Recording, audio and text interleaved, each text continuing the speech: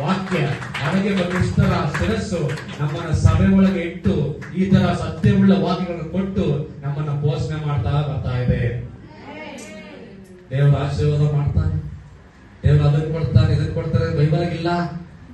I am sorry, ಅನೇಕ ಜನರು ಅಂತ ಹೇಳಿ ಮೋಸ ಮಾಡಿರ್ಬೋದು. ನಿಮ್ಮನ್ನ ಮೋಸ ಮಾಡಿ ಜಾಸ್ತಿ ಬದುಕಲ್ಲ. ಇದರೊಳಗಿರೋದು ಒಂದೇ, ಕರ್ತನು ನನಗೆಲ್ಲವನ್ನು ಮಾಡಿದ್ದಾನೆ. ಮಾಡಿದ್ದನ್ನ ಜಸ್ಟ್ ಹೋಗಿ ಎಕ್ಸೆಪ್ಟ್ ಮಾಡ್ಕೊಳ್ಳೋದು ಮಾತ್ರ ನಮ್ ಕೆಲಸ ಆಗುತ್ತೆ. ಅದನ್ನ ಬಿಟ್ಟು ನೀನ್ ಏನಾದ್ರು ಅಂದ್ರೆ ದೇವರು ನಿನ್ಗೆ ಅದು ಕೊಡ್ತಾನೆ, ಇದು ಕೊಡ್ತಾನೆ, ಇದು ಕೊಡ್ತಾನೆ. ಕೊಟ್ಟಿದ್ದನ್ನ ಹೇಳಲ್ಲ, ಇವ್ ಕೊಡ್ತಾನೆ ಅಂತ ಹೇಳ್ತಾನೆ. ಇವ್ನಿಗೆ ಇಲ್ವಲ್ಲ, ಅದಕ್ಕೆ ಇವ್ನಿಗೆ ಇದ್ರೆ ಕೊಟ್ಟು ಹೇಳ್ತಾನೆ, ಇವ್ನಿಗೆ ಇದ್ರೆ ಕೊಡ್ತಾನೆ. ಇವ್ ಬಾಕ್ಸ್ಕೊಂಡು ಡಮ್ ದೇವರು ಕೊಟ್ಟಿದ್ದಕ್ಕಾಗಿ ಸ್ತೋತ್ರ. ದೇವರು ಆ ವಾಕ್ಯದ ಪ್ರಕಾರ ಮಾಡಿದ್ದಾನ, ಮಾಡ್ಬೇಕ.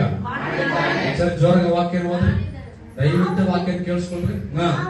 ನಾವು ಮಾಡಿದ ನೀತಿಯ ಕ್ರಿಯೆಗಳಿಂದಲ್ಲ, ಆತನ ಕರುಣೆಯಿಂದಲೇ.